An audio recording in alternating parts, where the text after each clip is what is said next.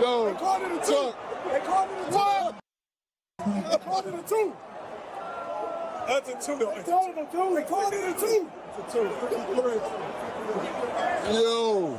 Whoa. It's a two. It's a two. That's a two. It's a two. Oh, he did the choke.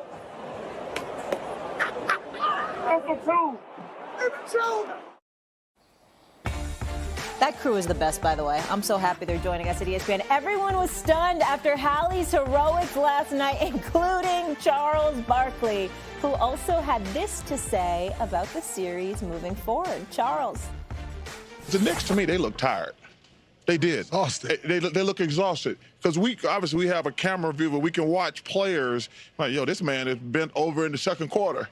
And I says, but the Patriots going to play like this every game. If they play 4 games, 5 games, 6 games, 7 games. And now, because the Knicks went an extra game, because we were working on the schedule with the Celtics, these things, we're going to play every other day now. That's right, we are. And you can't, so to answer your question, can they play those guys? 7 guys. Every other day? No, they cannot. Oh, Monica, the name is fitting. Is the Pacers' pace too much for New York?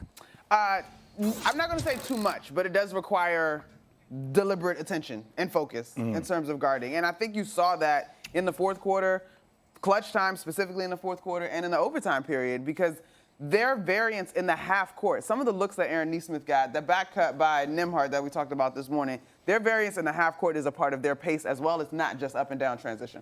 I'm over having excuses. Like, every single series, when will the Knicks get tired? Like, that's been the common question asked, right? And they've been able to battle through it. So no more excuses for me on that end, because the Knicks can dictate the pace. I think it's about being intentional when the game requires it to. So, look, when Cat hits a transition 3, like, that's good pace if you want to play fast. You know, if you talk about Jalen Brunson getting a quick post-up, that's good pace. But I think them trying to mimic Indiana's pace is the wrong strategy for them to have. Like, I go back again to that turnover by Jalen Brunson last night. That was the pace they were playing with in the first, second, and third quarter. Can't play that way down the stretch. The pace has to be slower, but that's up to game management, and that's where I think the Knicks have an advantage if they can figure it out. Okay, let's check in with Charlie, as in Charlie's Angels. Stephen A., what do you think? You're on a new big screen. You're looking great. We moved you around the studio. Well, first of all, I do like myself on the big screen. What I did have a problem with was y'all taking pictures during the commercial break right in front of my face, like blocking me. You know what I'm saying? That was very disrespectful. That was very disrespectful. We put you on some of them, and then we asked you out. I'm sorry for the distraction. Could you come here for a second, please? I mean, my nose is a little shiny here before I get into the conversation. Thank you very much, please. Thank you so much. I really appreciate it. I think you have enough makeup. Thank you very much. Anyway, you know, I mean, but it was a little shiny. It was a little like Rudolph the Red-Nosed Reindeer. I didn't want to be that way. All right, now here's the deal, y'all. Here's the deal. Jay Williams, I'm very disappointed in your take, Jay Williams, because you're not being as real and authentic as I know you to be. We have to pay attention to pace in this series, and here's the reason why. Indiana has proven they can go 11 deep. They went 11 deep on many occasions throughout the season, okay? They're one of the fastest, if not the fastest paced team. And, Jay, you know this better than me. Do you realize that Indiana runs even after makes by the opposition? It ain't just missed and they get out running. They run after makes. And so you got a guy in Rick Carlisle, when you look at him going 11 deep, 11 paces average at least 15 minutes a game during the regular season. 11. So this is Rick Carlisle we're talking about, a championship coach who knows what's required in order to win championships, all right? Juxtapose that to Tom Thibodeau, a great coach without question, but never has coached in an NBA Finals as a head coach. It has not happened. And so we have to look at that, and we have to think about what we have said about the New York Knicks, how this man will run his players into the ground. The New York Knicks, in terms of their bench productivity, averaged a league low 21.7 points, while also playing the fewest minutes of anybody in the NBA. You think Rich Carlisle's not paying attention to that? Of course he is. That's why he's continuously imploring his team, run, run, run, run, run, because he's playing the long game. Now, I don't know if it'll work for this series. I hope not. I think the New York Knicks can withstand it, but it's not an accident that they won the way that they did last night. Up 14 with 2:40 left, up 9 with 52 seconds left. New York Knicks turning the ball over. There were a couple of occasions, Jay, you saw Jalen Brunson. He was lucky. A couple of more were not turnovers. We got to look at that. Anunoby as well. Lucky. There's not turnovers. I'm just saying, we can't ignore that in terms of pace of play, particularly with the Pacers, and how it's very intentional with them, especially against somebody like the Knicks, whose depth they obviously question. Well, can I cook for a second? Let me use your apron. What you need? Yeah, sure. Molly, what was the question again? Thank you. That's what I was going to. I don't even remember. It's on the bottom. Okay. It's the Pacers pace too much. Pacers depth. Yeah, Pacers pace too much. Okay. Problem. So Yeah. Stephen A. And that's what JB Bickerstaff said yesterday was going to dictate this. Agreed. If Indy plays at their pace, that Indy's winning. Okay. So with that being said, whose job is it, Stephen A., to control the pace of the game? It's Tom Thibodeau. Well, Brunson and Thibodeau. Thibodeau and Tom and Brunson. So my thing is, the only reason that this question would be, yes, the Pacers' pace is too much for the Knicks, is if Tom Thibodeau can't control the pace that's conducive for the Knicks to play at to win the damn series. So you can't match that by playing the same pace as the Pacers.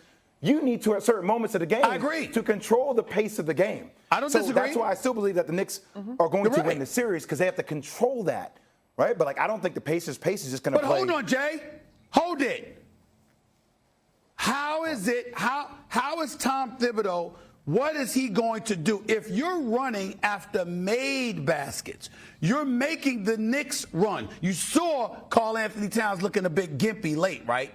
Because he hurt his leg. Okay, I'm just saying, I'm looking at stuff like this. It's making me nervous. It's making me nervous.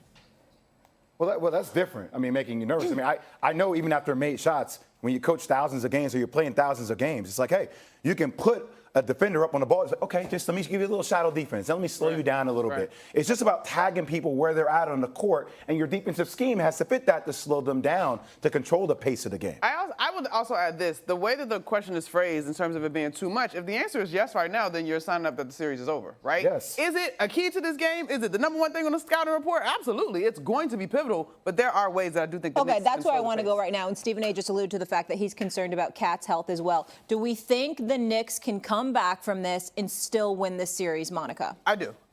Through this postseason, they have a track record of responding after losses. Jalen Brunson is terrific, plus 35 points after losses. He is much better when he does not turn the ball over. 7 turnovers for him is an outlier in terms of the record that provides the Knicks.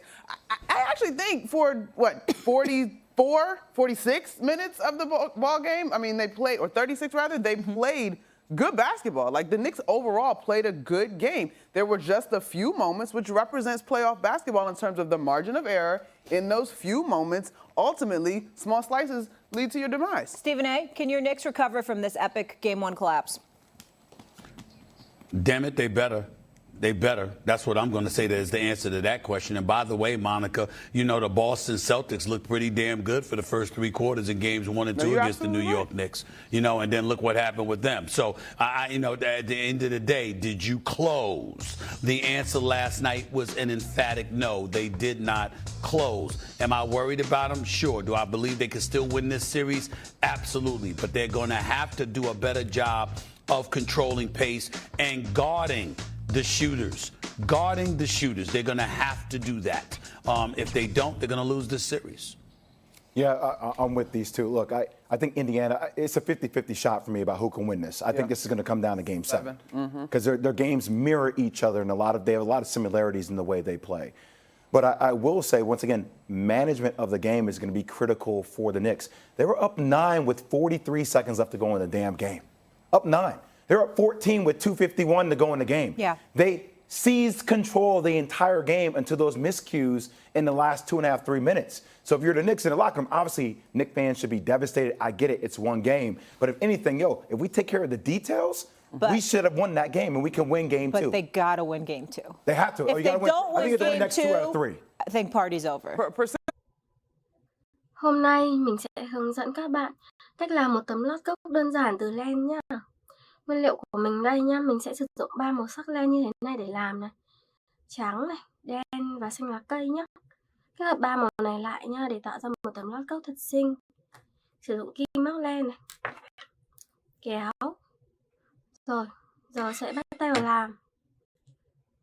Mình sẽ sử dụng cái phần len màu đen trước nha. Bây giờ sẽ gỡ phần len đen này ra để dùng.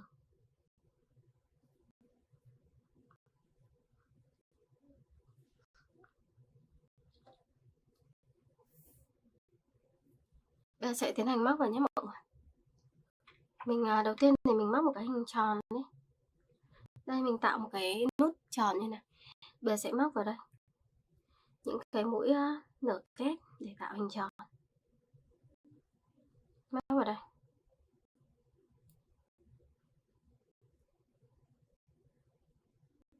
Cái từng mũi một nha. Mũi tiếp theo này.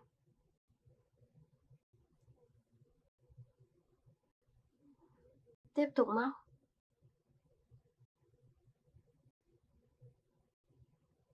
Đấy, mọi người cứ làm lần lượt như thế này cho mình. Tiếp nha.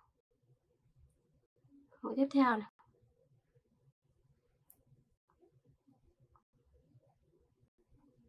Cứ làm luân phiên cho mình. Mình tiếp tục mình móc xuống. Mũi nữa này.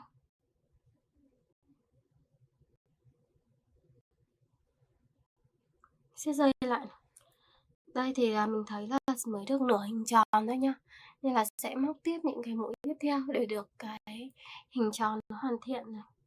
Tiếp tục móc. Mũi nữa này.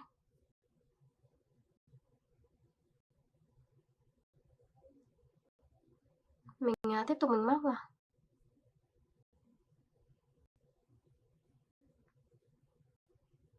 Cứ móc luân phiên cho mình là được. Tiếp tục nha.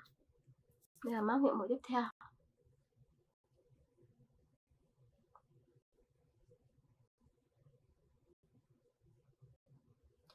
Rồi mũi nữa này.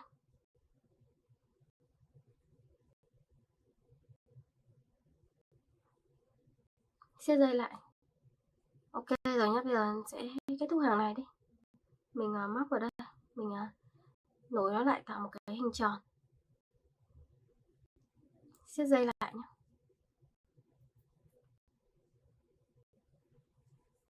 Đây được một cái hình tròn như thế này. Bây giờ móc tiếp vẫn dùng cái màu đen này nhá. Mình móc thêm một hàng nữa này. Hàng tiếp theo này thì mình sẽ móc là cứ 2 mũi vào một chân nhé. 2 mũi vào một chân này. Mũi tiếp theo. Đấy. Các chân kế tiếp cũng thế nhá, cũng là 2 mũi vào một chân nha mọi người. Mình móc cho đến hết.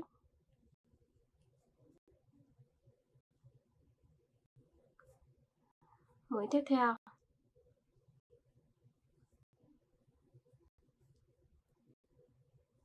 Cứ lần lượt cho mình. Tiếp nha mọi người.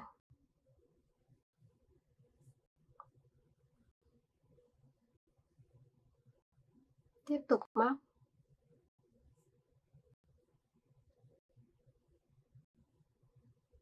Đấy, mọi người cứ móc qua lần lượt như này được.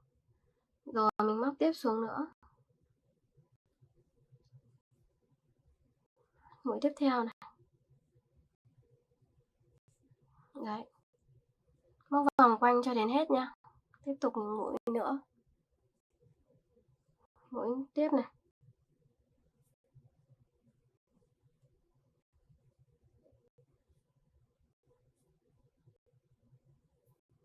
Cứ làm lần lượt cho mình. Mình móc tiếp vào nhé.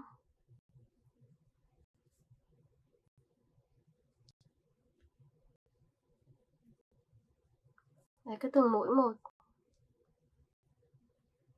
Mũi này hơi ngắn ngắn nha. Mọi người lúc móc ấy cố gắng móc cho đều tay cho đẹp nhé.